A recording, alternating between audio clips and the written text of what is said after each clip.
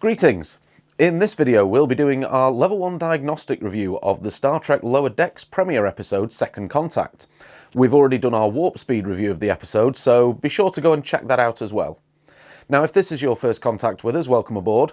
My name's Carl Bromley and this is the Trekkie's Guide to the Galaxy.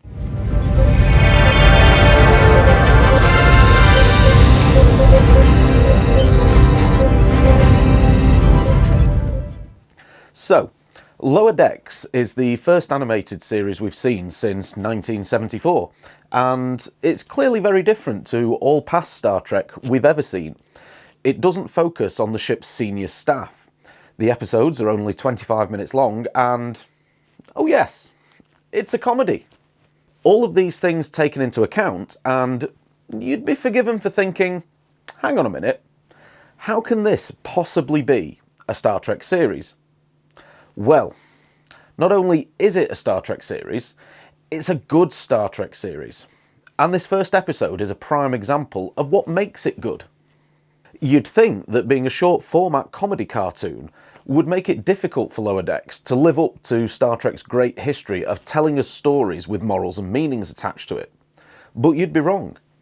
In this first episode, there were a couple of really good messages that came across to me, so let's break the episode down a little bit and take a look at what they were. Beckett Mariner is an ensign on the USS Cerritos. Formerly a lieutenant, she has a reputation for insubordination and basically not taking the job seriously. Ensign Brad Boimler, on the other hand, is an idealistic young ensign with the captain's chair in his sights who is obsessed with working by the book and trying to impress. When Boimler is tasked by Captain Freeman to monitor his crewmate Mariner during their second contact with the Galadonians, he spots Mariner sneaking off from their assignment of constructing the subspace relay comms that will help the Galadonians keep in touch with the rest of the Federation. Suspicious of what she is up to, he follows her and finds her delivering a crate to some natives. He then makes the huge assumption that she's selling weapons to the natives, which of course is completely against regulations.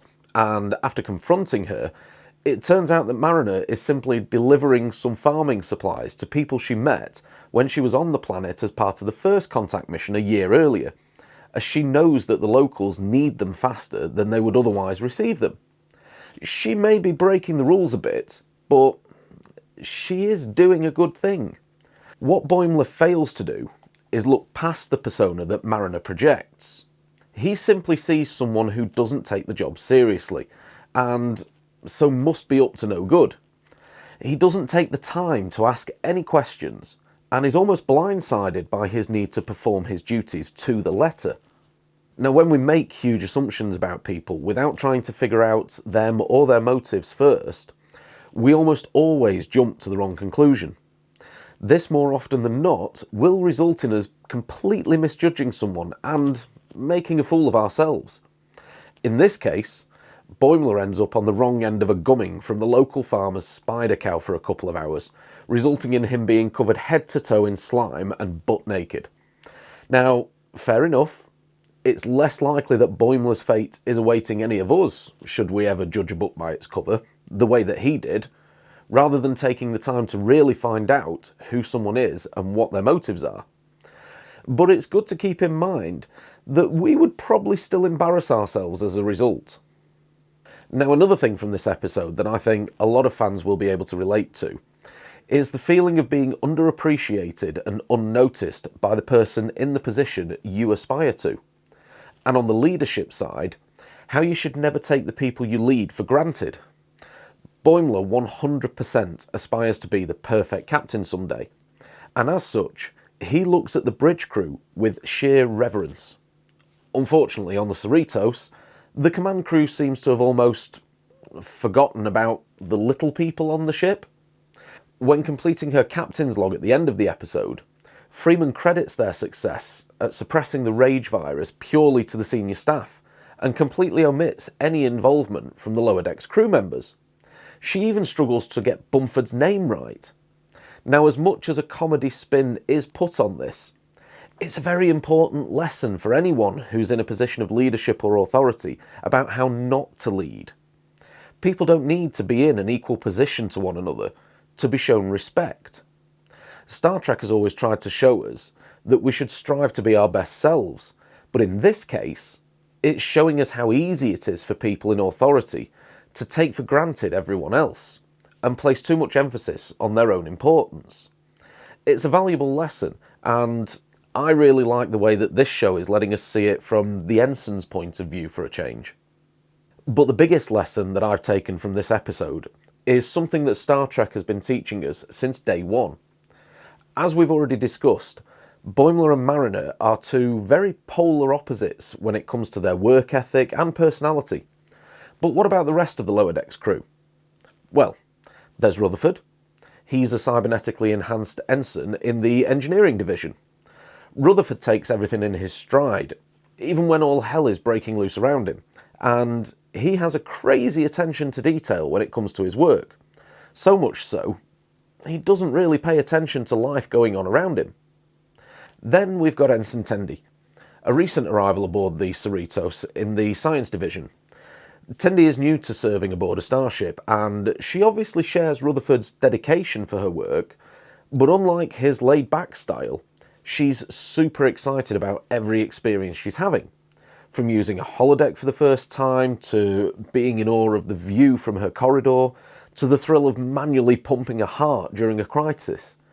She finds joy in everything that life throws at her.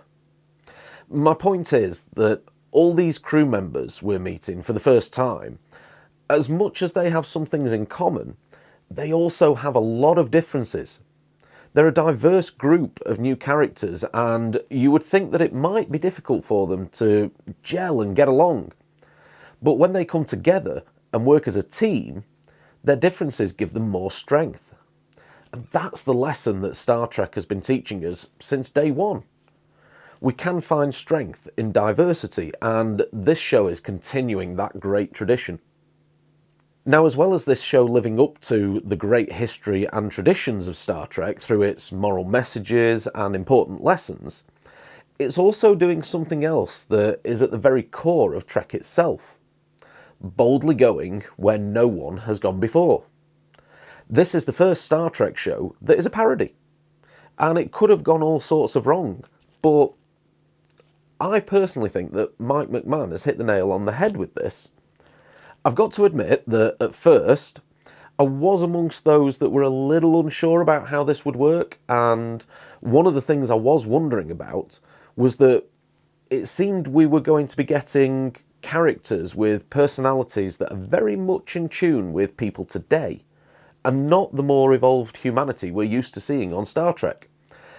And I wasn't sure if that would fit or not, effectively seeing people from 2021 running a starship in 2380. Now, as much as I'm going to review this series week by week, I have now binged the entire series, and I can honestly say my concerns have vanished. These characters are the biggest Star Trek geeks I've ever seen, and they're reacting to things in probably the exact same way I would in their situation. And by making the characters so relatable, it means that I watch the show and see the humour in what's going on. And the fact that they aren't the more evolved humanity we're used to seeing doesn't take away from the message of aspiring to be more than we are, or trying to be our best selves. It's simply showing it us from a different angle, putting us in that position and showcasing how we would probably deal with these situations. Not only has this made me chuckle, but in a roundabout sort of way, it reinforces that message that we should always aspire to be the best version of ourselves we can be. So I, for one, tip my hat to Lower Decks, and I'm looking forward to reviewing the rest of the season. Well, thanks for watching, folks. Don't forget to give this video a thumbs up to help us with our search listings. I'd love to hear your thoughts on this episode of Lower Decks, so drop those down in the comments below and let's discuss. Also, if you haven't done so already, please consider subscribing to the channel and hitting the bell for notifications so that you never miss a video. Don't forget to check out our warp speed review of this episode. There's a link to that at the end of this video, and also our light-hearted Sunday night talk show, Let's Talk Trek, at 9 PM UK time. But in the meantime, set a course for home. Warp 7. Engage.